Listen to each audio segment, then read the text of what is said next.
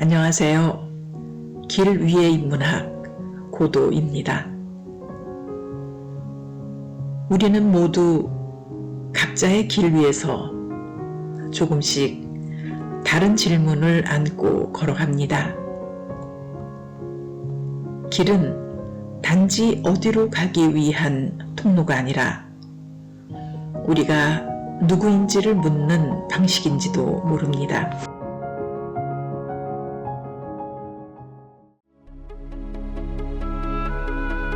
인문학으로 영화 읽기, 오늘 영화는 돌로레스 클레이본입니다. 프롤로그. 이건 살인 이야기가 아니다.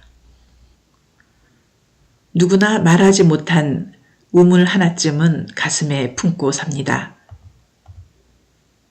그 깊고 어두운 심연 속에 무엇을 던져 넣었는지 혹은 무엇이 가라앉아 있는지 우리는 차마 들여다보지 못한 채 살아갑니다. 오늘 우리가 마주할 이야기는 스티븐 킹 동명 소설을 원작으로 한 1995년의 걸작 돌로레스 클레이본입니다. 이 영화는 단순한 범죄 스릴러가 아닙니다. 오히려 가부장적인 폭력의 굴레 속에서 자식을 지키기 위해 스스로 악마가 되기를 선택했던 한 어머니의 처절한 연대기이자 억눌린 기억의 파편을 맞춰가는 심리적 여정입니다. 태양이 달에 가려져 세상이 핏빛으로 물들던 그날, 섬 전체가 숨을 죽였던 개기일식의 순간에 과연 무슨 일이 벌어졌던 걸까요? 미저리의 애니와는 전혀 다른, 하지만 그보다 더 압도적인 캐시 베이치의 연기를 통해 우리는 한 여자의 인생을 관통하는 거대한 슬픔과 위험을 목격하게 될 것입니다. 이제 안개 자욱한 리틀 톨 섬의 기억 속으로 여러분을 초대합니다. 침묵으로 쓴 가장 뜨거운 고백, 돌로레스 클레이본, 지금 시작합니다. 영화는 관객의 시선을 강제로 붉은빛의 심연 속으로 밀어넣으며 시작됩니다. 1995년의 현재와 1975년의 과거가 교차하는 지점, 그 중심에는 개기일식이라는 기괴하고도 압도적인 자연현상이 자리 잡고 있습니다. 카메라는 메인주의 외딴 섬, 리틀 톨 섬의 안개 낀 절벽이 저택을 비춥니다. 그곳은 부유한 노인 베라 도노번의 요새이자 동시에 돌로레스 클레이본이라는 여자의 감옥이기도 했습니다. 비명소리가 정적을 깨트립니다. 노년의 베라 도노번이 계단 아래로 굴러떨어져 있고 그 위에 가사도우미 돌로레스가 무거운 밀가루 밀대를 치켜든 채 서 있습니다. 이 장면은 영화가 우리에게 던지는 첫 번째 의미 있는 질문입니다. 이 여자를 우리는 어떤 눈으로 볼 것인가? 영웅인가? 아니면 냉혹한 살인자인가? 신문실에는 늘 의자가 하나 더 있습니다. 질문을 던지는 사람의 자리, 판단하는 사람의 자리, 그리고 아무 말도 하지 않아도 이미 결론을 내려버린 눈의 자리. 사람들은 묻습니다. 당신이 했습니까? 당신이 죽였습니까? 하지만 어떤 삶은 그 질문에 곧바로 대답할 수 없습니다. 왜냐하면 그 질문이 너무 늦게 왔기 때문입니다. 돌로레스는 이미 너무 오래 신문받아 왔습니다. 경찰이 오기 훨씬 전부터 마을의 눈이 그녀를 쓸어보던 그때부터 남편의 술 냄새가 문을 열고 들어오던 그 밤부터 딸의 몸이 겁에 질려 굳어가던 그 순간부터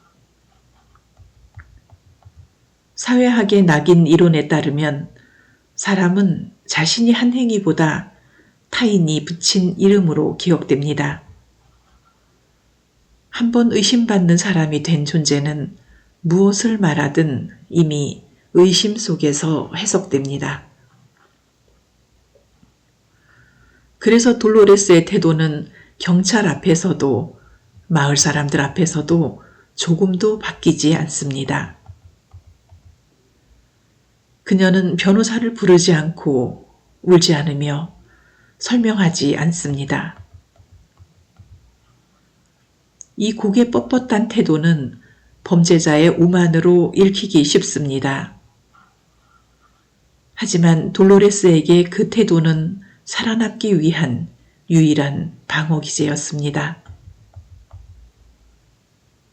살아남은 사람은 이미 알고 있습니다. 울어도 사람들은 위로하지 않는다는 걸.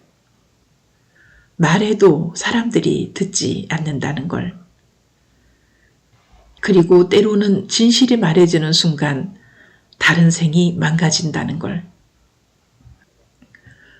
그래서 이 이야기는 처음부터 한 가지를 분명히 합니다.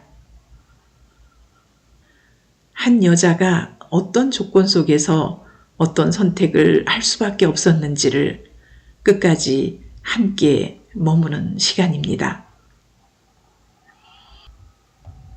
1부 신문실에 앉은 여자, 이미 내려진 판결들. 사건 직후 돌로레스는 신문실에 앉아 있습니다. 그녀는 억울함을 호소하지도 않고 결백을 연기하지도 않습니다. 형사들은 그녀의 태도에서 기묘한 이질감을 느낍니다. 그녀는 의심받는 사람의 태도를 너무나 잘 알고 있는 듯 보이기 때문입니다. 이 마을에서 의심은 사건으로 시작되지 않습니다. 여자는 태도로 의심받습니다. 말수가 적고 웃지 않으며 고개를 숙이지 않는 여자. 사람들은 그런 여자를 좋아하지 않습니다. 왜냐하면 그 여자는 자신들의 기준으로 설명되지 않기 때문입니다. 여기서 낙인은 다시 작동합니다.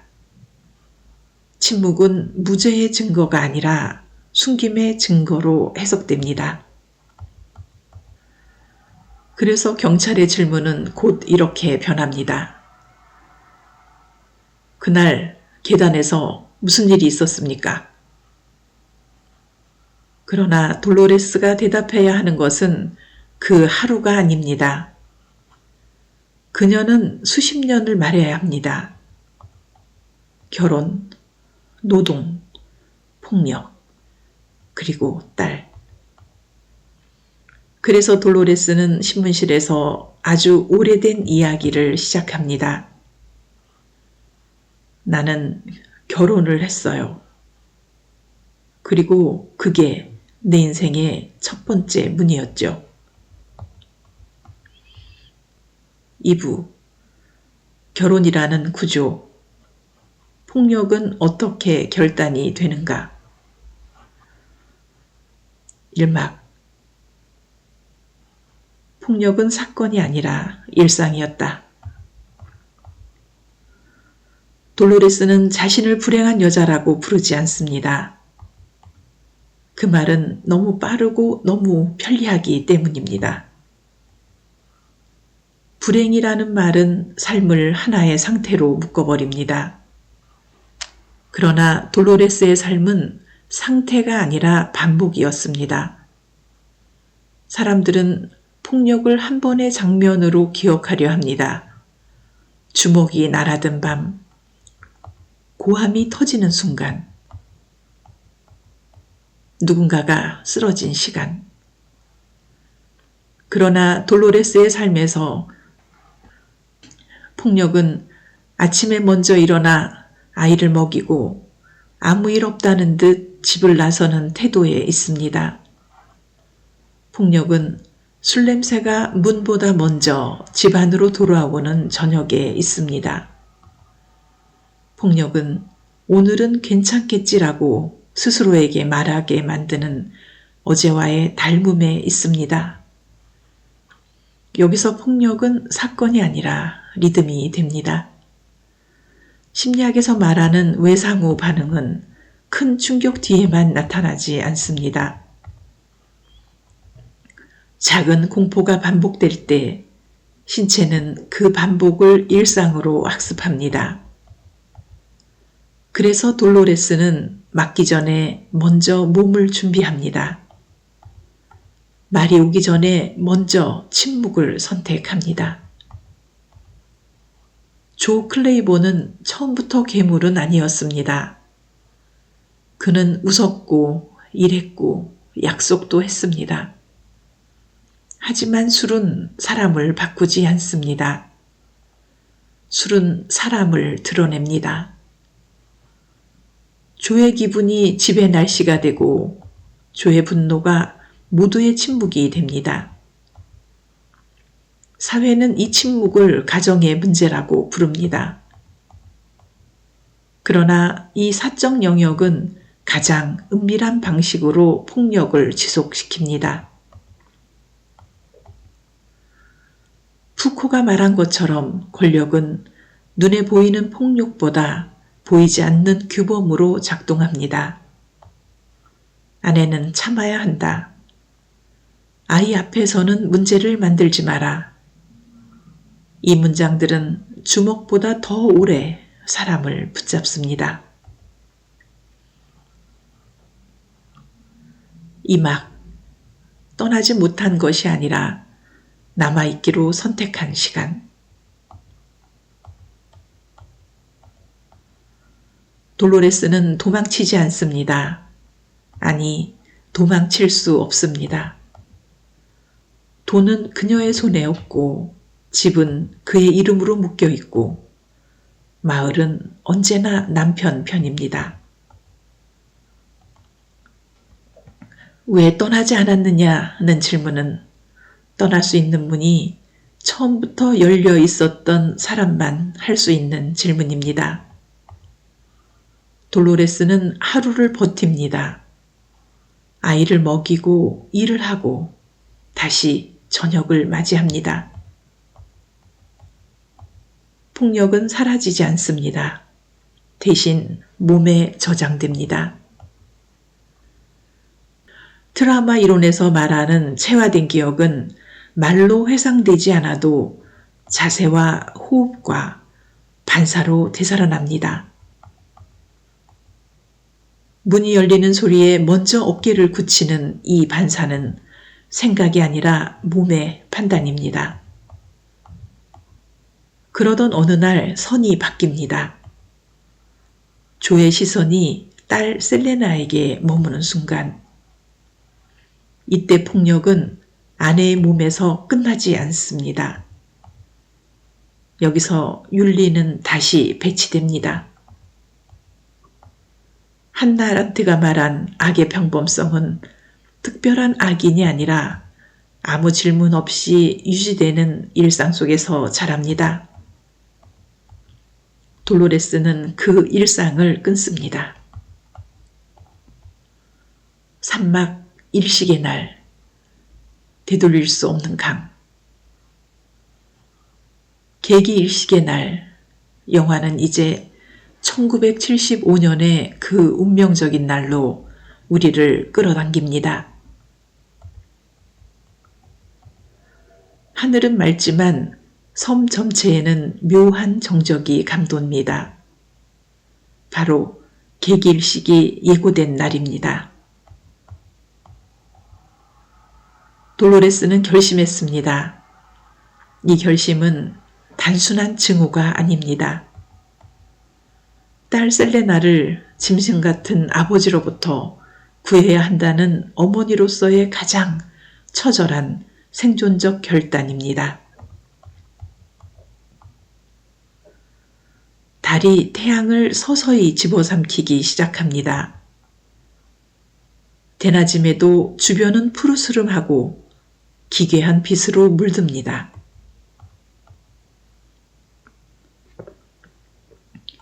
돌로레스는 술병을 들고 마당 뒤편 덤불로 가려진 오래된 우물 근처로 향합니다. 조는 술에 취해 비틀거리며 그녀를 쫓습니다. 야, 거기 안 서? 네가 어디로 도망가든 난 널 찾아낼 거야. 돌로레스는 대답합니다. 와봐, 이 짐승 같은 놈아. 네가 올 곳은 여기뿐이니까. 알베르 까미는 인간이 부조리한 고통에 맞설 때 비로소 실존이 시작된다고 말했습니다. 돌로레스에게 조는 삶의 부조리 그 자체입니다. 우물로 향하는 이 발걸음은 살인이 아니라 운명에 대한 반항입니다. 부실한 판자, 우지끈하는 소리. 조는 우물 속으로 추락합니다. 그러나 영화는 관객의 도덕적 안일함을 허락하지 않습니다. 조는 즉사하지 않습니다. 피투성이가 된 채 돌로레스의 이름을 부르며 기어 올라오려고 합니다. 돌로레스의 눈에는 공포와 망설임이 교차합니다. 이것은 연민이 아니라 한 생명이 꺼지는 순간을 목격하는 근원적인 두려움입니다. 그러나 그녀는 셀레나의 울음소리를 떠올립니다. 그리고 돌을 들어 우물 안으로 던집니다. 일식의 어둠 속에서 한 생명이 꺼지고 돌로레스는 영원히 되돌아올 수 없는 강을 건넙니다. 이제 이 선택은 설명될 수 없습니다. 설명은 다음 생을 살아야 하는 딸의 몫이 아니기 때문입니다. 그래서 이 이야기는 침묵으로 이어집니다. 폭력은 끝나지 않았고 형태를 바꾸어 다음 세대로 이동합니다. 이제 이야기는 딸의 시간으로 넘어갑니다. 3부 딸의 기한 기억의 균열 침묵은 어떻게 분노가 되는가 1막 돌아온 딸은 왜 더 화가 나 있는가 셀레나는 고향으로 돌아옵니다. 도망치듯 떠났던 곳으로 끊어내듯 봉인해 두었던 시간으로 성공한 기자, 말을 무기로 쓰는 사람, 도시에서는 자기 이름으로 살아온 여자. 그러나 기차에서 내리는 순간 그녀의 몸은 이미 알고 있습니다. 그녀의 삶에서 이곳은 아직 끝나지 않았다는 것을. 돌아온 딸은 어머니를 보자마자 안도하지 않습니다. 오히려 분노합니다. 이 분노는 사건 때문이 아닙니다. 베라의 죽음 때문도 아닙니다. 그 분노는 오래된 침묵이 다시 숨을 쉬기 시작했기 때문에 솟아오릅니다. 셀리나는 어머니에게 묻습니다. 엄마가 그랬어? 정말 베라를 밀었어?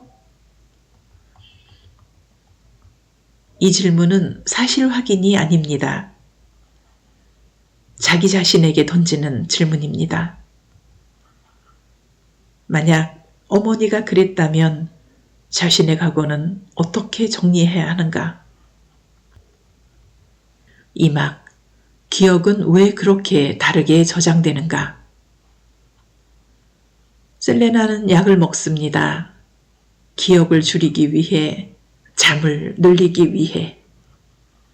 그녀의 기억은 연속이 아니라 파편입니다. 문이 닫히는 소리, 병이 부딪히는 소리, 어머니의 상처 입은 등허리. 트라우마 이론에서 이것은 해리의 전형적인 형태입니다. 기억이 사라진 것이 아니라 접근이 차단된 상태. 셀리나는 자신이 모르는 사이 어머니의 방식으로 살아왔습니다. 침묵하고 떠나고 관계를 끊는 방식으로. 세대 전이는 폭력만 전해지지 않습니다. 폭력을 피하는 방식도 함께 전해집니다. 산막, 현재의 균열, 기억의 왜곡과 투쟁. 다시 1995년의 현재. 돌로레스의 고백을 듣는 셀레나의 표정은 경악과 혐오로 일그러집니다. 셀레나는 그동안 자신이 약에 의존하며 고통받았던 이유가 엄마가 아빠를 죽였기 때문이라고 믿고 싶어 했습니다. 그래야만 아버지가 자신에게 저질렀던 추잡한 짓들을 지워버릴 수 있었으니까요. 셀리나는 강력한 인지 부조화를 겪고 있습니다. 사랑해야 할 아버지가 괴물이었다는 사실을 받아들이는 것보다 어머니를 살인자로 몰아 미워하는 것이 정신적으로 더 쉬운 선택이었던 것입니다. 셀레나는 말합니다. 난 아무것도 기억이 안 나. 엄마가 미쳤다는 것밖에는. 엄마는 항상 모든 걸 엄마 마음대로 결정했어. 돌로레스는 단호한 목소리로 대답합니다. 난 널 지키려고 그랬어, 셀리나.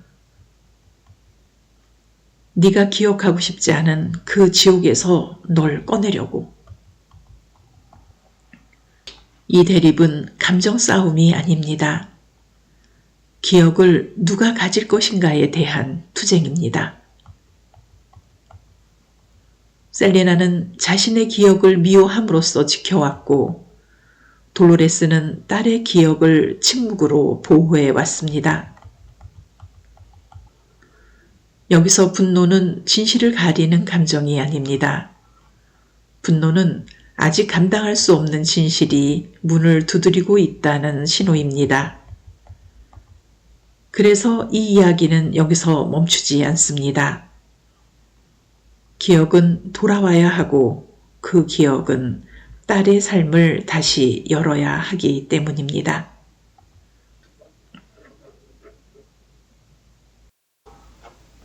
(4부) 베라 도노번, 연대라는 이름의 계약, 의존의 종말, 존엄의 선택, 베라 도노번의 마지막 선물. 사건의 실마리는 베라 도노번의 유언장에서 풀리기 시작합니다. 맥케이 형사는 돌로레스가 베라의 막대한 유산을 노리고 그녀를 죽였다고 확신합니다. 그러나 돌로레스는 유산의 존재조차 몰랐습니다.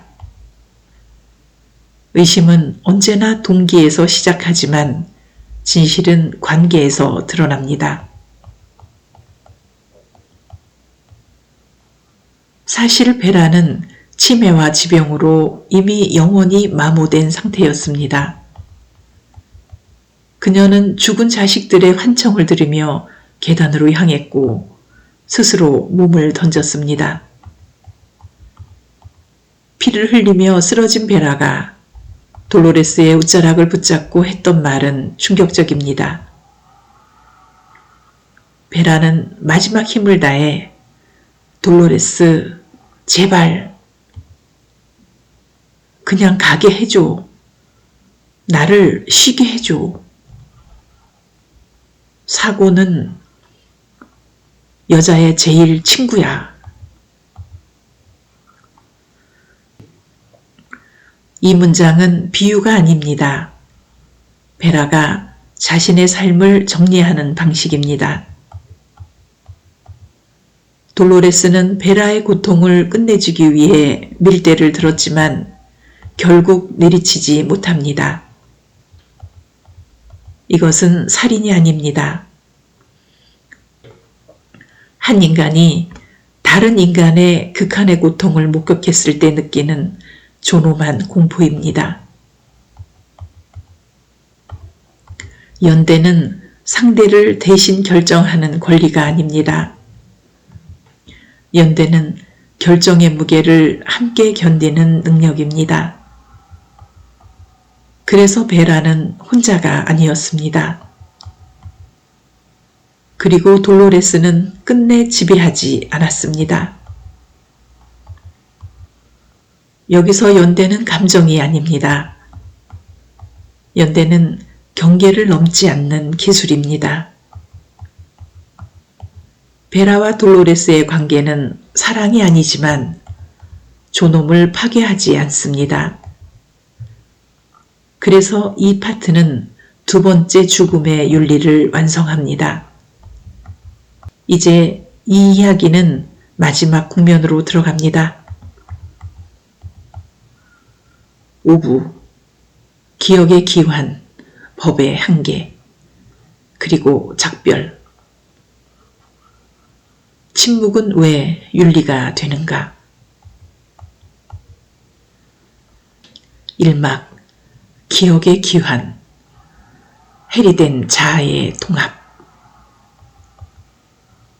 어머니를 살인자로 확신하며 섬을 떠나려던 셀리나는 페리 선착장에서 억눌렸던 기억의 파편들과 정면으로 충돌합니다. 그동안 그녀의 무의식은 아버지가 저질렀던 성적 학대라는 거대한 고통을 감당할 수 없어 기억을 조각내어 어둠 속에 가두었습니다. 페리의 차가운 가판 위에서 셀리나는 1975년 일식날의 진실을 봅니다. 아버지가 자신에게 가했던 추잡한 손길, 그리고 그 지옥 같은 상황에서 자신을 구하기 위해 칼보다 더 날카로운 결단을 내렸던 어머니의 눈빛을 말이죠. 여기서 기억은 설명이 아닙니다. 회복입니다. 셀리나는 마침내 깨닫습니다. 자신이 그토록 미워했던 어머니의 독단은 사실 자신을 지키기 위한 유일한 방편이었음을. 해리는 기억의 삭제가 아니라 보류입니다. 그리고 이 보류는 지금 풀립니다. 2막, 법정의 대결. 법의 정의와 인간의 진실. 베라 도노번 살인사건의 재판정은 긴장감으로 가득 차 있습니다. 맥케이 형사는 20년 전 조 클레이본의 죽음을 증명하지 못했던 패배감을 보상받으려는 듯 돌로레스를 집요하게 공격합니다. 법은 사실을 묻습니다. 동기를 묻습니다. 그러나 삶은 그보다 훨씬 복잡합니다. 돌로레스는 피고석에 앉아 맥케이 형사의 눈을 똑바로 응시합니다. 그녀의 목소리는 떨리지 않습니다. 돌로레스는 말합니다. 형사님, 당신은 깨끗한 정장을 입고 법전을 읊조리며 정의를 말하죠. 하지만 당신이 지옥 같은 결혼 생활 속에서 자식을 지키기 위해 손에 피를 묻혀야만 했던 여자의 심정을 단 한순간이라도 상상해 본 적이 있나요? 베라는 내 친구였어요. 우린 서로의 내면에 숨겨진 악마를 알고 있었고 서로의 상처를 닦아주던 유일한 동료였단 말입니다. 난 그녀를 죽이지 않았어요. 그녀는 단지 너무 지쳐서 스스로 떠난 거예요. 이진술은 무죄를 선언하지 않습니다. 윤리를 호소하지 않습니다. 다만 삶의 조건을 말합니다. 그래서 법은 침묵합니다. 에필로그, 안개 거친 항구의 작별. 결국 증거 불충분으로 돌로레스는 자유의 몸이 됩니다. 그러나 그녀에게 진정한 자유는 법원의 판결이 아닌 딸 셀레나의 눈빛에서 찾아옵니다. 엄마, 힘들면 언제든 연락해. 나 이제 더 이상 약 안 먹어도 될 것 같아. 내 기억이 이제 내 편이 된 것 같거든. 돌로레스는 답합니다. 가서 네 삶을 살아라. 셀레나, 넌 이제 자유야. 내가 널 위해 만든 그 자유를 온전히 누려야 해. 영화는 밝아진 태양 아래 홀로 남겨진 돌로레스를 비춥니다. 그녀는 용서를 구하지도 동정을 바라지도 않습니다. 그저 자신이 선택한 삶을 묵묵히 짊어지고 나갈 뿐입니다. 침묵하는 그녀의 뒷모습은 그 어떤 웅변보다 더 강렬하게 인간의 위험을 증명하고 있습니다.